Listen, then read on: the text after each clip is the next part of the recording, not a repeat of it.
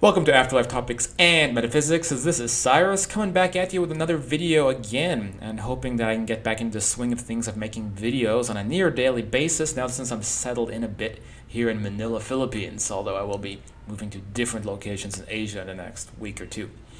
Um, so tonight we're talking about more on economics and money in the astral plane, on other dimensions. Remember, when we talk about other dimensions, we're talking about the near Earth astral, the middle astral plane, the world next door, which, by the way, could be a preview of an upcoming book in the future. Who knows? And this is the closest, the density realm to our own that many people experience when they have astral experiences, sometimes near-death experiences, and as well as after-death contact with individuals living on that side. So it's a world that is both very similar and very different from this world. And so that's one of the main things that we get into in this channel, is trying to figure out what life is like on that side. And if you like that kind of thing, please hit the subscribe button. It's the only way to keep this channel going. The subscribe channel, by the way, is the big red button down there. You may have to be logged into your Google account to see it. So this follow-up, I made a post on Afterlife Topics, and basically, I wouldn't say that this experience was a complete confirmed out-of-body experience, because I have a scientific protocol in place where I have to have certain experiences, like a sensation of separating from the body, and a crystal clear lucidity level for me to verify 100% that it wasn't, well, I should never say 100%. I can verify predominantly that it wasn't influenced by my dream state. And by the way, I don't like to say 100% certainty on anything. I had a debate recently with somebody on the forum. Basically, this person was saying, and basically coming up with a lot of outlandish claims about the other side that were, borderline damaging to people to hear, and saying that they had absolute 100% authority in what they were saying because they were in communication with some dead person, and that basically their opinion was infallible and they had complete answers, and nobody should question it because it was 100% authority.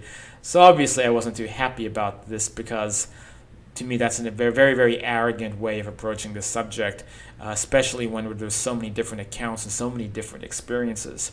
And it's the people who try to say that they have 100% authority on any of these subjects, or 100% know what's going on. I interpret this as that person having 0% credibility, because they want to spread like a religion almost. With my experiences, I would never say I'm 100% certain on any of it. I could even say I'm up to the 99 percentile range, but there's always room for variability. It's just the way existence is. I mean, things are never completely 100% certain, and we're dealing with other dimensions and very complex subjects. So the best we can do is have experiences and develop hypotheses around those, present those, compare and contrast with other people's experiences, and then come up with a very rough, but very close approximation of the truth. So sorry for the little tangent. I had to do a little bit of a rant, get that off my chest. So anyway, so this was not a completely confirmed OBE, but it was highly detailed and still very vivid, and so I would still say it was an OBE. And this is what happened. So basically, I was with my father, and he was lamenting that while his home and compound exists for him, after he crossed over, the surrounding land was not now owned by other people. So many people report that their home, their property that they're most attached to, duplicates itself and appears on this middle astral, waiting for them when they cross over. And this place had already existed and was waiting for my father. However,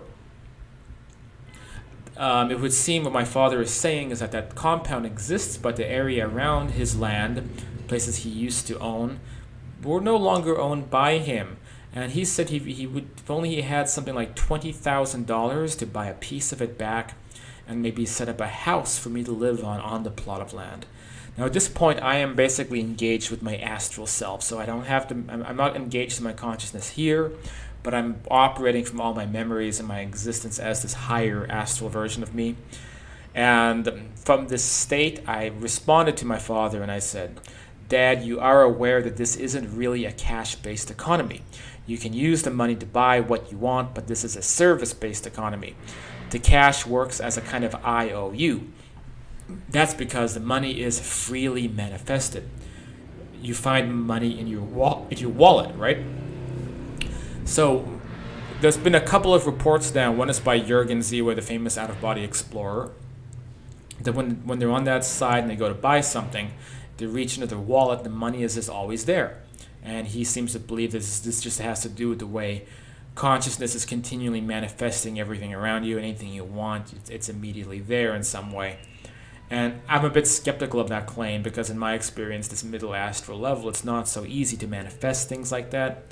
If it were, it'd be a very chaotic dimension. So I'm a bit skeptical that there's always money in your wallet. Where does the money come from? So this next part, I think, answers that question. So my dad said, yes, that's really interesting, check it out. And he opened his wallet and revealed a folded $5 bill. And he said, this money just keeps coming back into my wallet. Anytime I spend it, I always have $5 in there. So I said, yes, that's how it works. So then I was sort of hit by this memory/impression of how the system operates. Basically, imagine how inefficient a government program on this side would be waiting to get a check in the mail. So that people cross over into this Earth-like astral environment and do not have economic stress, there is a higher power in play, like a program almost, that deposits money into all people's purses or wallets on a continual basis. Therefore, this money is not being manifested per se by the carrier of the wallet or purse, but is being added by an unseen higher power, like an organization or like a program, that is overseeing this level from a higher realm. So this means everyone always has their monopoly money in their wallet if they want to spend it. So nobody appears on that side and they have to worry about being destitute because they're still thinking about that side in terms of what this side is like. Now, as for this money, what kind of value does this money actually have? So next up concerns the IOU principle. Basically, anyone will accept cash for services rendered, but the cash has only some slight intrinsic value. Here, if you pay with money, it's recognized as an even trade. But on that side, technically you pay with money and you are expected to provide some kind of a service in addition. Now, this is like a formality and not many always do it, but nonetheless, in theory, if you are a repeat customer spending $1,000 a week at a business and an employee asks, hey, can you come to my place and fix my computer sometime? Then you're going to look like kind of a jerk if you refuse. This principle, however, may be much more apparent for a much bigger transaction than just buying food at a restaurant, which is primarily something people do as a hobby or for fun. So the money has some value, it's there, it's something people can hold on to, and it represents a transaction, but it doesn't have true value. True value comes with trading services or other methodologies of exchanging value. But to fill the gaps, we have actual currency systems. I call it monopoly money because it doesn't intrinsically have much value to speak of. So you could have 100,000 US dollars, and that's nice. You can spend a lot of it at restaurants and shops and things of that nature.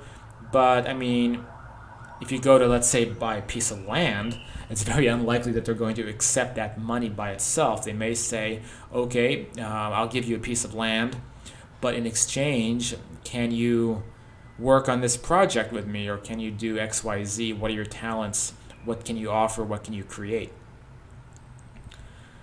So then I told my father he can manifest the money too, because that's why the money's not worth intrinsically much value, because people can potentially manifest things. So here's how manifesting on the middle astral level works. You know what? I'm going to save that for another video. So in a follow-up video, I will talk about, from this experience, how people manifest things involving a concentration process to create different things. This is another very interesting topic. Again, kind of warrants its own video. Well, what are your thoughts? Have you ever had an astral experience involving money? Did it match up with what I'm saying here. If you like this kind of stuff, again, you can hit the afterlifetopics.com. You can join the Facebook group Afterlife Topics and Metaphysics. You can become a patron and join the bi-weekly classes. These are big discussions, much deeper than the way we see in the videos. And the $30 a month helps keep me going with this work. And some of that money will be going into future stuff for this channel, including possibly large productions, which I would love to do someday in the future if the budget gets big enough. So if you want to support that kind of stuff, you can shoot me a message. You can find my Facebook page on the channel, the video description. Just go down and click on Show More. You can also contact me here on YouTube, whatever you want to do. And that's it. I will see you guys on the next video.